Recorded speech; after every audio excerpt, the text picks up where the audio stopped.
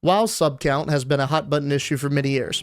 People love to use it as an indicator for the game's health, and to be honest with you, it's a pretty good one. But ever since Blizzard went dark over 8 years ago, we've all been left wondering, how healthy is the game actually? There have been some low points in WoW, like the Warlords of Draenor content drought, or the Shadowlands in general, where I'm sure you, like I did, felt like the player count had to be pretty low. Cities felt pretty empty, it was difficult to get groups, and the game just kind of felt dead in general. And even I was like, there's no way this thing has more than 3, maybe 4 million subs at the time. And there were a lot of numbers that other people floated as well, ranging from where I was sitting at with a couple million to as low as like 500,000. But no one really knew what the sub count actually was. We were all just standing on top of our respective soapboxes, shouting and hoping the game would change for the better. But that all changed a couple of days ago, when we finally, for the first time in 8 years, got some sub data from Blizzard themselves. And I'm honestly really surprised, but very happy to say that I was wrong, because the game's sub count is actually much healthier than I ever would have imagined. So this all went down at this year's Game Developer Conference, or GDC for short,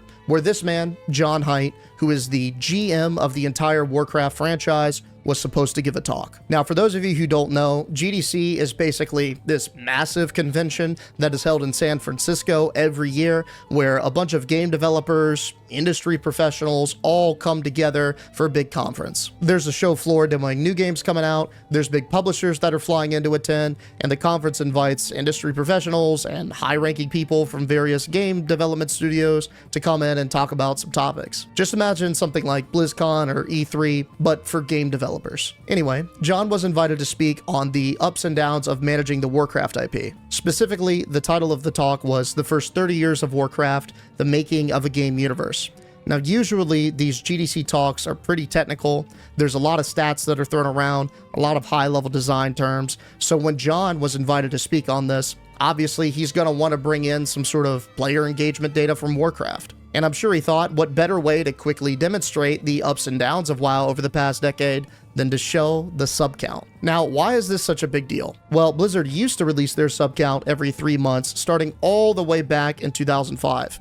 You can see here, we got some vanilla numbers, some BC numbers, we have the infamous 12 million sub peak in Wrath, and so on. But in 2015, shortly after the Warlords of Draenor expansion, they decided to go completely dark. Here's an article from November of 2015 talking about it.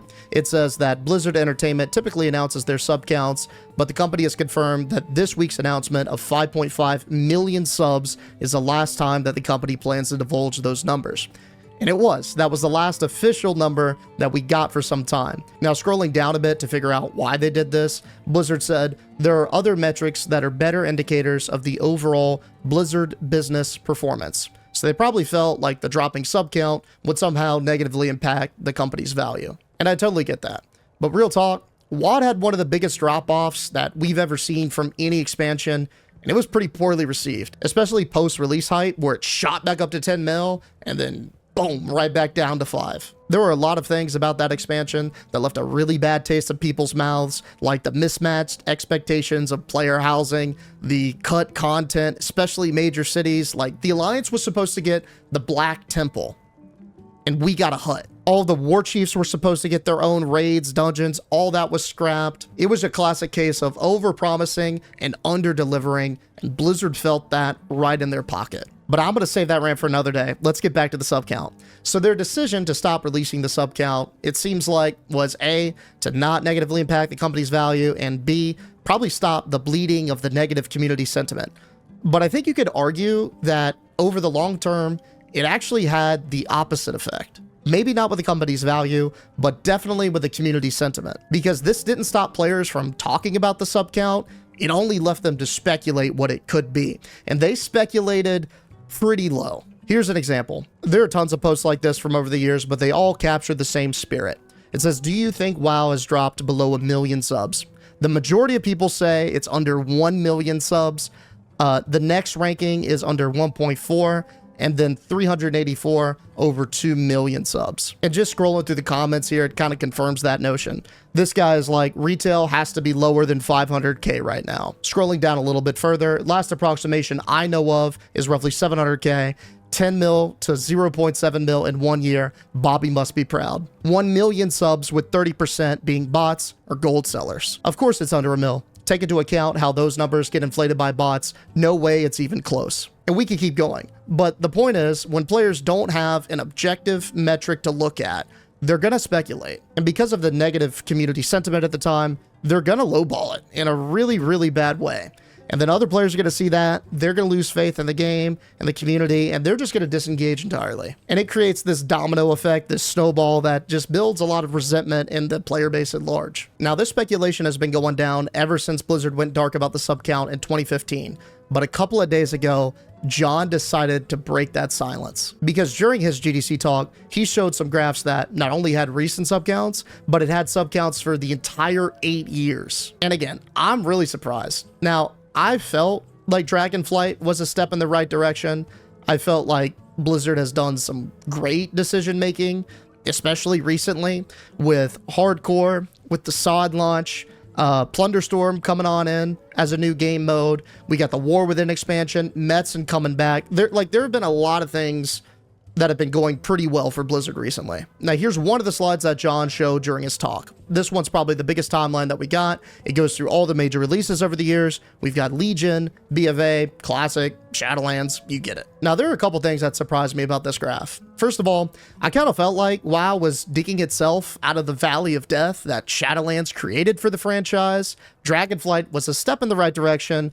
I've always said we needed a full-on sprint in the right direction, and then we've had other good products like Hardcore, SOD, Metzen coming back and announcing the War Within and the next 2 expansions after that. Like, things definitely have been feeling like they're looking up for the game. And that definitely looks to be the case. You can see here on the graph that the period after Dragonflight's release, they've noted as record post-launch stability and growth. Now, obviously, not all of that is attributable to retail. Hardcore popped off, SOD brought a lot of people back, but retail, in terms of just Dragonflight versus Shadowlands, way better. But I'm going to stop inhaling that flavor of opium right now. Let's take a deeper look at the graph and see if there's any interesting things that we could point out. So the first thing I'm seeing is pretty expected.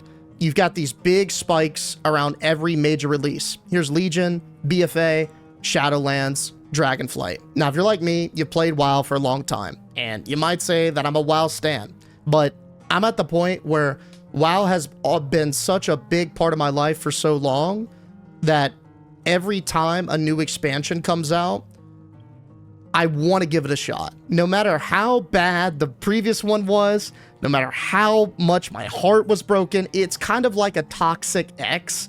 I just can't help myself from coming back, at least for the expansion release hype. Now, how long I'll actually play it after depends on the quality of the expansion. There have been some that I've played throughout its entirety. There have been some that I've only played for Season 1 and dropped it. But in general, a new expansion always gets me hyped. And that looks to be the general consensus from this graph. Again, look at the dips and then boom, spikes for every expansion. But one thing I didn't really grasp at the time was just how big the Classic release actually was. Like, I knew it was big. Viewership for WoW spiked during that time. So many of your favorite content creators popped off and were really solidified because of that release. And then we get to the Valley of Death that was the Shadowlands. Now, I'm going to try to not get on another soapbox here. There are a lot of reasons why Shadowlands was ass. Honestly, I'll probably make another video on it. And in fact, John included a couple of slides in his GDC talk about why they felt like they had come up short. And I knew it was pretty bad, but I didn't know it was this bad. Like, look at the fall off here. And that's taking into account those big releases like Burning Crusade Classic, Wrath of the Lich King Classic, which definitely like offset some of that. So I wonder how bad it actually was if we look at just Shadowlands. But yeah, that's what we got. Now, you'll notice here that while we have a definitive graph from Blizzard themselves, there aren't actually numbers here. Now, Bellular did a big video on this where he took historical data where they did mention hard sub counts at the time, and then he plotted those to come up with figures for some of the key points based on this graph. And while these aren't perfect estimates, Bellular definitely does his homework, the logic checks out, and if you want to check out his full video, I'll have a link to it in the description. So looking at the key points, now that we've got some numbers, you can see that the Classic launch peaked at 8.27 million subs. The lowest point over this spectrum is in BFA shortly after its release, dropping to 4.07. Then the Shadowlands Valley of Death bottomed out at 4.5,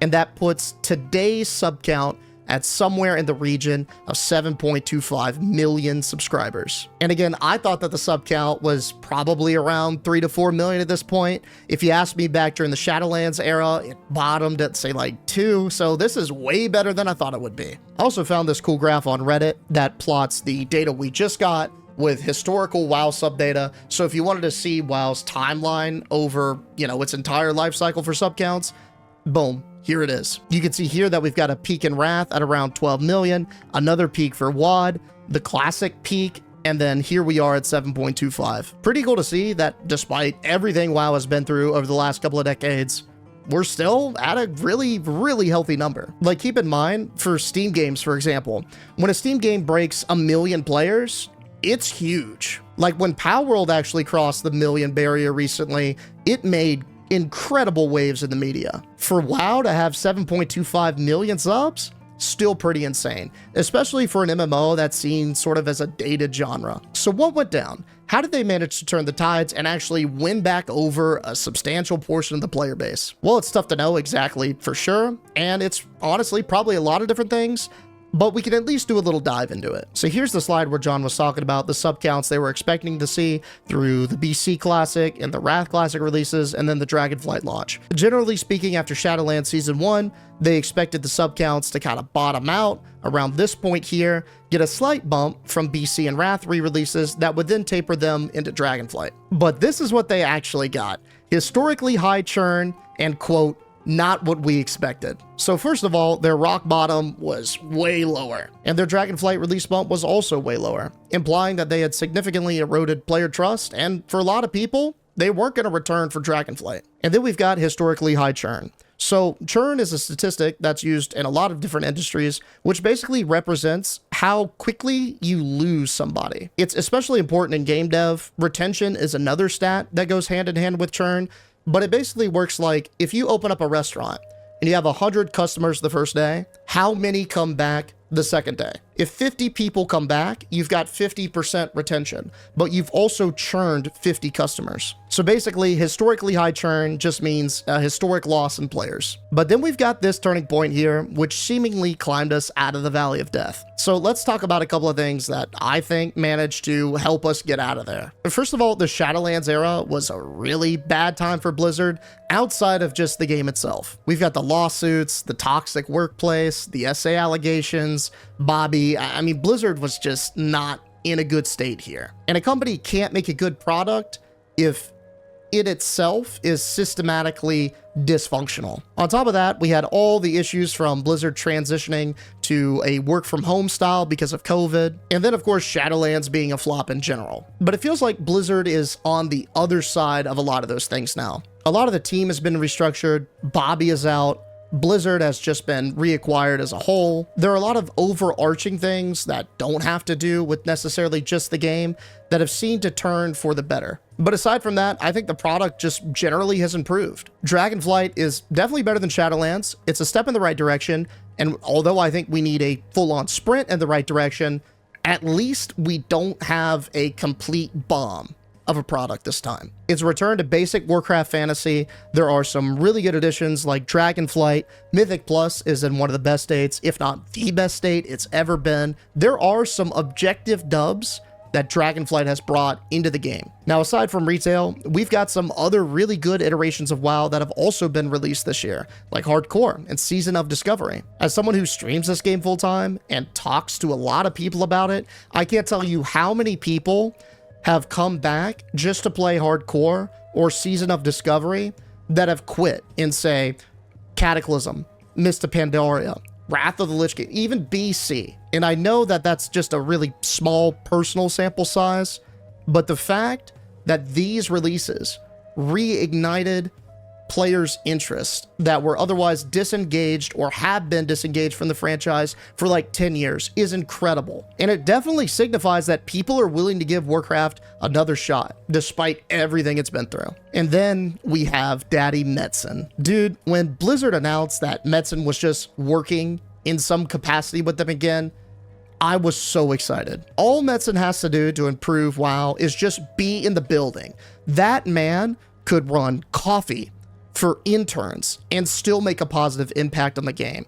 His charisma and what he brings to the spirit of the development team and the spirit of the game in general is tremendous and can't be overstated. For a lot of people, myself included, he is the face of WoW. He is like the Steve Jobs to Apple. He is the company and the product's icon. And just having him back on the stage this year at BlizzCon, sounding like Thrall, ushering in a new expansion and a new generation for the game at large, I think really helped restore a lot of faith. Put it this way, say you're a member of a crew working on a ship and you see the ship sailing in the wrong direction and you're starting to lose morale. Sometimes all it takes to restore that morale is just substituting the right captain. Even if the current captain is good, say they've been able to navigate some choppy waters or some storms or whatever. Just the act of bringing back a beloved leader, somebody who you want to work under, somebody who has an insane amount of charisma, can inspire both the development team and the player base at large.